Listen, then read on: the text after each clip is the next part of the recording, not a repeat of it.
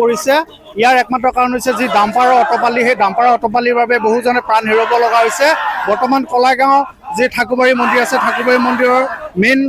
যি পথ আছে কলাইগাঁও মঙলদৈ ভুটিয়াচাং পথ মঙলদৈ ভুটিয়াচাং স্থানীয় দল সংগঠন আৰু ৰাইজৰ মাজত প্ৰতিবাদী কাৰ্যসূচী গ্ৰহণ কৰিছে একাংশ নেতৃত্ব আছে মই কিছু কথা জানিব পাৰিম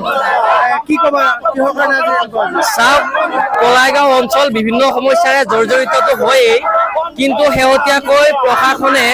যি ডাম্পাৰৰ দৌৰাত্ম্য এই দৌৰাত্ম্যৰ প্ৰতি কোনো ধৰণৰ পদক্ষেপ লোৱা নাই কলাইগাঁও ৰাইজৰ কুশলাৰ্থে কোনো ধৰণৰ পদক্ষেপ লোৱা নাই এই ক্ষেত্ৰত আমি যথেষ্ট দুখিত হৈছো কলাইগাঁও আঞ্চলিক ছাত্ৰ সন্থাৰ তৰফৰ পৰা তীব্ৰ ভাষাৰে গৰিহণা জনাইছো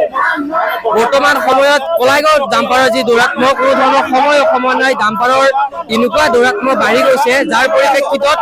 কেৱল কলাইগাঁও অঞ্চলৰ ৰাইজে নহয় ছাত্ৰ ছাত্ৰীয়ে বিভিন্ন ধৰণৰ সমস্যা পৰিলক্ষিত হৈছে কেৱল মাত্ৰ ৰাজহ সংগ্ৰহত কেৱল মাত্ৰ প্ৰাকৃতিক পৰিৱেশৰ ভাৰসাম্য বিনষ্ট কৰি কেৱল কৰ সংগ্ৰহত ব্যস্ত থকা প্ৰশাসন বন বিভাগক চৰকাৰক আমি তীব্ৰ ভাষাৰে গৰিহণা জনাইছো আজি এই স্থানত কলাইগাঁও আঞ্চলিক ছাত্ৰ সন্থাৰ লগতে বৃহত্তৰ কলাইগাঁওবাসী ৰাইজে ধাৰাবাহিক আন্দোলন গঢ়ি তুলিব আন্দোলনত আমি গণতান্ত্ৰিক আন্দোলনত বহিছো কিন্তু ইয়াৰ পিছত যদি তেওঁলোকে কোনো ধৰণৰ ব্যৱস্থা নলয় তীব্ৰ ভাষাৰে গৰিহণা দিছো স্থানীয় লোক আছে কি ক'ব কিহৰ কাৰণে এনেকুৱা হৈছে মানে কিন্তু মানুহ মৃত্যুমুখত হয় এই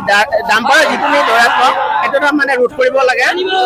যি হাৰত নেকি গাড়ী ইফালে মেকানিক ৰোডেৰে যায় মানে স্কুলত চলি পৰিলে লৈ আহিবৰ কাৰণে ভয়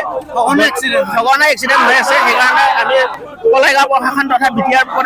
প্ৰশাসন আমি দাবী জনাওঁ যে সোনকালে বন্ধ কৰিব লাগে ডাম্পাৰৰ যি দৌৰাত্ম্য আছে ডাম্পাৰৰ দৌৰাত্ম্যৰ বাবে স্থানীয় দল সংগঠন আৰু একাংশ ৰাইজ ইয়াতে ওলাই আহিছে মই ছাত্ৰ সন্থাৰ বিষয়ববীয়া আছে বাৰে বাৰে আপোনালোকে মেমৰেণ্ডম দি প্ৰতিবাদ কাৰ্যসূচীৰ বাবে আমি সেইদিনা আজি 2 বছৰ ধৰি আমি কলাইগাঁৱৰ বৃহত্তৰ ৰাইজে ডাম্পাৰৰ দৌৰাত্ম্যৰ ফলত প্ৰতিবাদ কৰি আছো 10খনকৈ অধিক স্মাৰক পত্ৰ প্ৰেৰণ কৰা হ'ল সন্মানীয় জিলা প্ৰশাসন আহে কেৱল আলোচনা কৰা প্ৰতিশ্ৰুতি দিয়ে সেইদিনা এজন আমাৰ সাধাৰণ ৰাইজৰ মানুহ ঢুকাই গ'ল তেওঁলোকে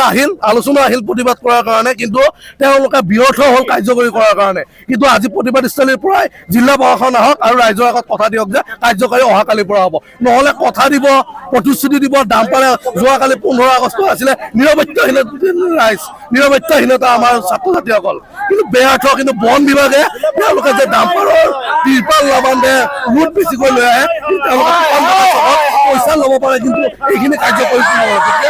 কলাইগাঁৱৰ বৃহত্তৰ ৰাইজে শিক্ষা দিছে জিলা প্ৰশাসনক আজি যদি কাৰ্যকৰী হোৱাৰ কথা গ্ৰহণ নকৰে আমি কিন্তু প্ৰতিবাদ আৰু কৰিম আৰু আজি প্ৰতিবাদ আমি ৰোধ নকৰোঁ আছে আপোনালোকে কিন্তু তীব্ৰ প্ৰতিবাদী কাৰ্যসূচী গ্ৰহণ কৰি আছে কিন্তু তাৰ পৰিপ্ৰেক্ষিতত জিলা প্ৰশাসনে কোনো গুৰুত্ব প্ৰদান কৰা নাই না আমি ডিচি সাহেবক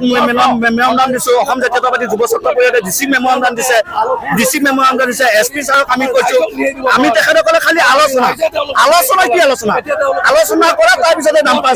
চলে আমি কৈছো যে স্কুলৰ সময়খিনিত তেওঁলোকে 9 লগাওক তেখেতসকলে ডাম্পাৰ বন্ধ কৰক তেখেতসকলৰ নাম্বাৰ প্লেট চাওক কিমান ৱেট আনিছে সেইখিনি চাওক কিমানখিনি কি আনিছে তিৰপাল বান্ধিছে নাই সেইখিনি চাওক কিন্তু প্ৰশাসনৰ কোনো কাম বন নাই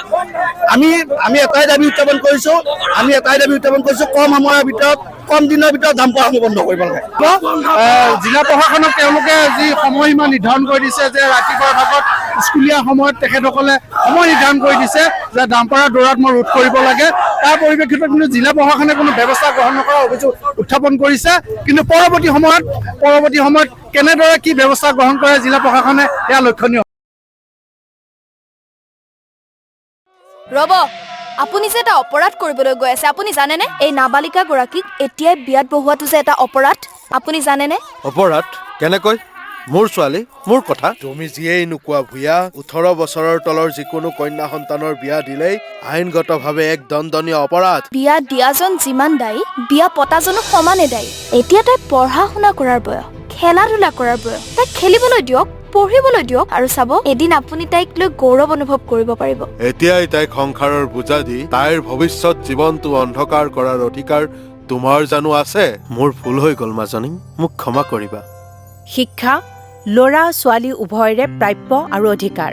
আপোনাৰ কন্যা সন্তানক তাইৰ এই প্ৰাপ্যৰ পৰা বঞ্চিত নকৰাব বাল্য বিবাহ ভাৰতীয় আইনৰ দ্বাৰা বিহিত এক দণ্ডনীয় অপৰাধ এনে অপৰাধ কৰি আপোনাৰ কন্যা সন্তানৰ ভৱিষ্যত অন্ধকাৰৰ মাজলৈ ঠেলি নিদিব